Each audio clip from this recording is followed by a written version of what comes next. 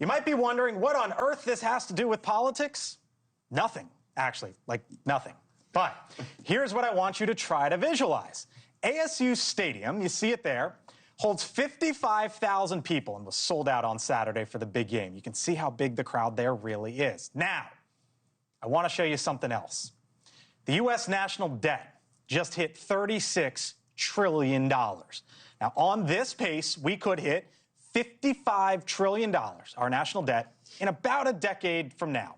All right, so back to that image. 55,000 fans in Tempe, Arizona this weekend. Now, think about it this way. If every individual on that screen there amounted to $1 billion in debt, that's $55 trillion.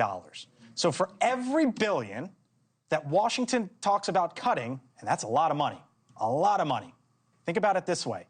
It would still only amount to one person in that stadium.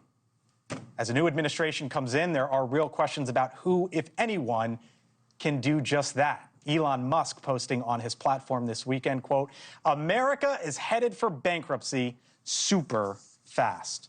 Full panel here with me now. The point of that, Emily, is we talk about, oh, maybe we're going to cut $1 billion here. Maybe we're going to cut $10 billion there. Okay, in a decade, we're going to have a $55 trillion national debt, and it hit $36 trillion over the weekend. Yeah, absolutely. There's a lot of talk and excitement, honestly, from Republicans about this Department of Government Efficiency. Right. There's going to be a new subcommittee. There's a Doge caucus. But when it gets right down to it, how do you cut government spending? That means Congress has to get together, actually cut spending.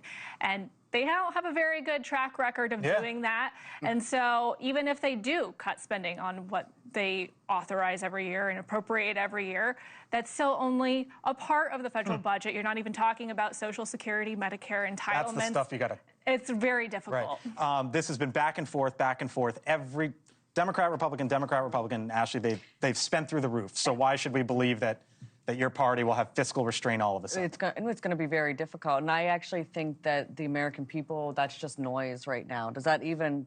Can anyone even imagine what $1 trillion is? Well, that's why I laid out that example, because it's like, how can you visualize this money?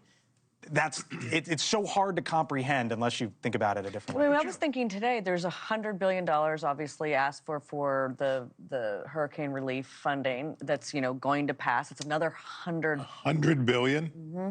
Good Lord. For North Carolina and Florida. It's a lot of money. And that doesn't need to be offset in any way, and that's going to pass. I mean, it may go down to 97, but like... But the average American still doesn't get what those numbers mean. They don't feel it in their day-to-day lives, and until they do, I don't think anyone in America has an appetite to cut anything. Where's the Ozempic when you need it? Because otherwise they're going to keep spending, because I think what Chris said was nobody got run out of Washington for spending money. They get run out for cutting money. And it wasn't even a campaign issue. They do feel it.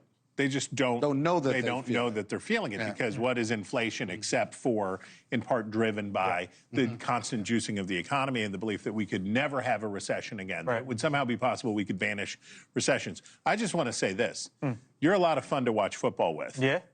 No, because your poor family, you're watching this game, and you're like, now what if each of those people... Did you see how that game ended? They rushed the field. They had to get them off. They did one more play. And I'm like, how can I show $36 trillion to $55 trillion? I came up with that idea. No hate on ASU, but I think we've lowered the standards for field rushing these days if we're going out against BYU. They took the goalpost down. It's a lot. It's too much. Meantime, Joe Rogan has solidified.